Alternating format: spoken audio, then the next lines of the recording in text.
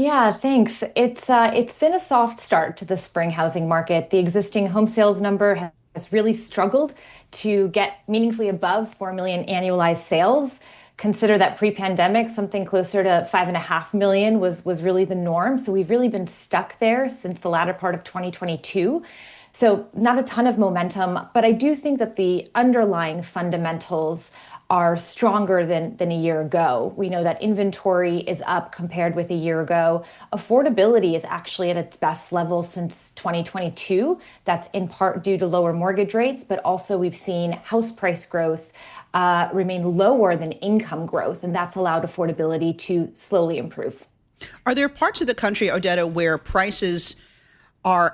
home prices are actually coming down? I mean, we're talking about maybe the rate of growth slowing down, but are there parts of the country where prices are just straight up coming down?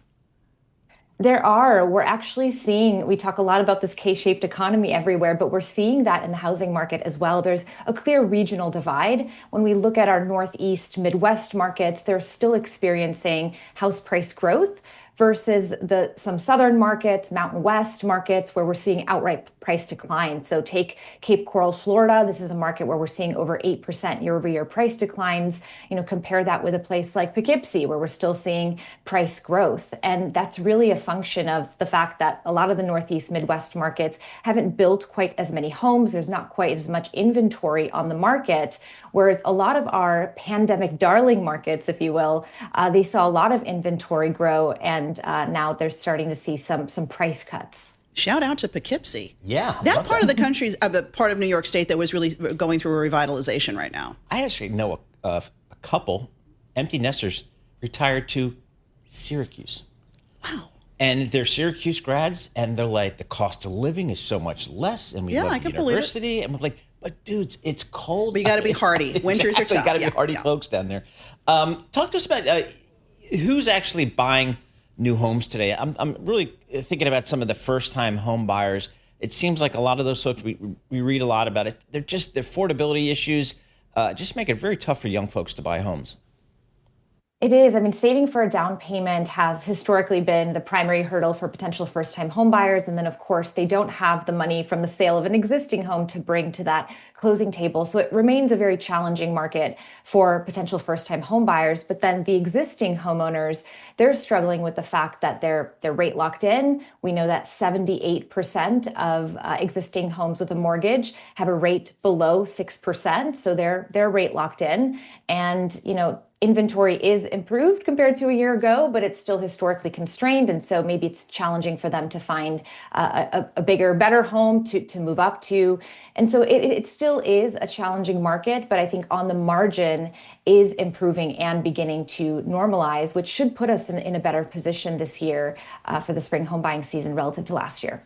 Odeta, how much of the affordability issue is the fact that we've got investors, large and small, coming in, gobbling up a lot of the time single family or two, three, multifamily homes, homes that would traditionally be going to a first-time home buyers. And it's hard to compete with them. A lot of the time, they're also coming in with a lot of buying muscle and cash. It's hard to beat cash.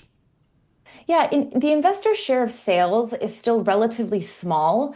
I still think that the wider issue in the housing market is that we've really been chronically underbuilding compared with household formation for over a decade.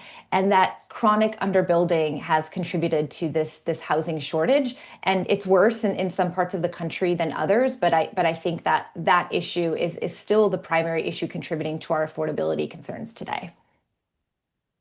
Odette, how did that come to that underbuilding for such a long period of time? How did that happen? How does that typically happen? Well, builders have faced several supply side headwinds at the end of the global financial crisis. They lost a lot of skilled labor, and they're still struggling with a lack of skilled labor in the construction industry. Material costs have increased. There's regulatory hurdles to building that make it more expensive to build. That's in part why we see more building in the South, Texas, Florida than we do in Boston, for example, right? Is some of those regulatory challenges.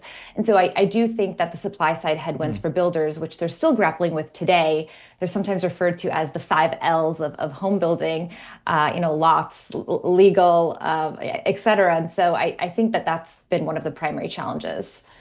Odeta, we're talking to Odeta Kushi, Deputy Chief Economist over at First American. Odeta, when I look at the 15-year 5.77%, how is that sitting with folks who are looking to refinance? Are we seeing more people, applications for refinancing sort of outstrip applications for new buys?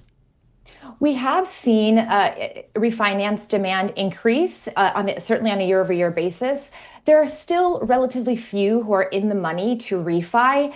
Typically, we're seeing refis happen with maybe the 2025, 2024 vintages. Those are really the folks that are in the money. So, looking out this year, you can have periods of refi boomlets if rates dip a little bit, but we're not expecting any sort of major refi boom because, again, so many folks locked into those super low rate mortgages over the pandemic.